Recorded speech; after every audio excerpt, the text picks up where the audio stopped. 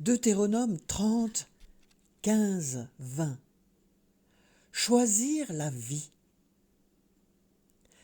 Les noces de la femme adultère. Elle avait quitté son pays librement. Elle était revenue vers lui, son mari, après lui avoir rendu adultère pour adultère.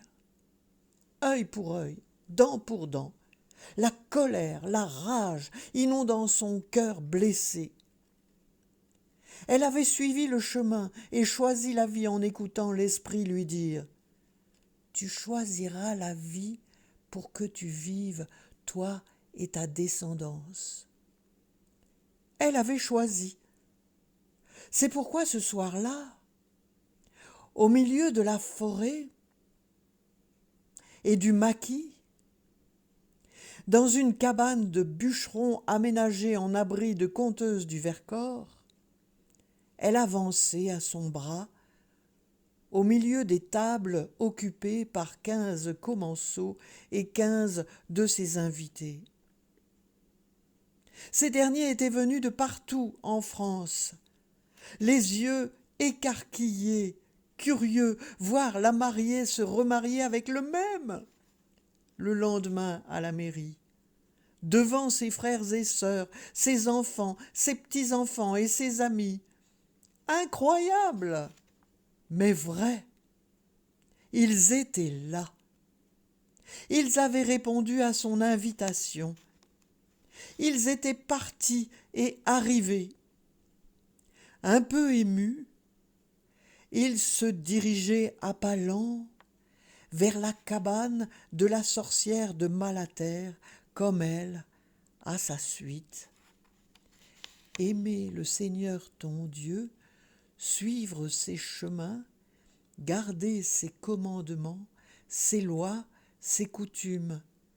Alors tu vivras, tu deviendras nombreux, et le Seigneur te bénira dans le pays où tu entres pour en prendre possession. Le pays du Vercors.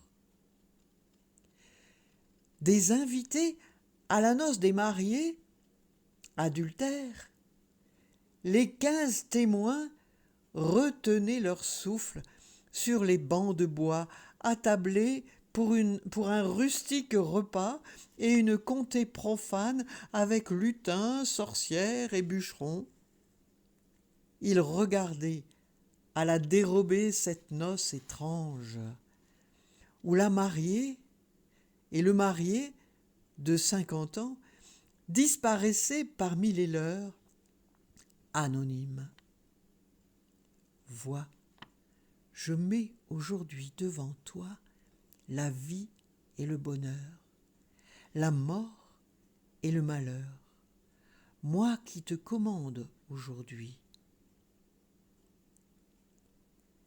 Elle avait entendu cette petite voix souvent à ses oreilles internes et la reconnaissait, non celle de sa conscience, mais celle de son cœur, pas de son intelligence.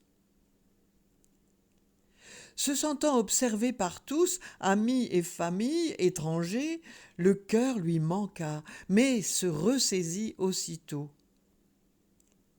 Mais si ton cœur se détourne, si tu n'écoutes pas, elle n'ose même pas y penser. Elle a choisi. Le silence est interrompu par les couverts qui s'entrechoquent sur les assiettes. Les voix assourdies et étouffées montent. Elle entend « C'est la vie et la mort que j'ai mise devant vous. » Elle le croit. Sa respiration bloquée par l'intensité et la réalité du mouvement visible qu'elle a fait depuis qu'elle a entendu et écouté la petite voix, revient plus ample, la soulager. C'est depuis lors que depuis plus de 20 ans, elle survit au cataclysme du divorce. Tu vivras.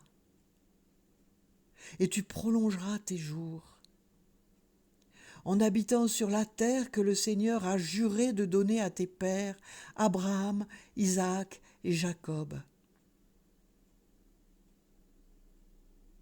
Elle survit, en devenant conteuse biblique, ici et là, pour rendre l'homme et la femme ensemble, libres de choisir entre la bénédiction et la malédiction.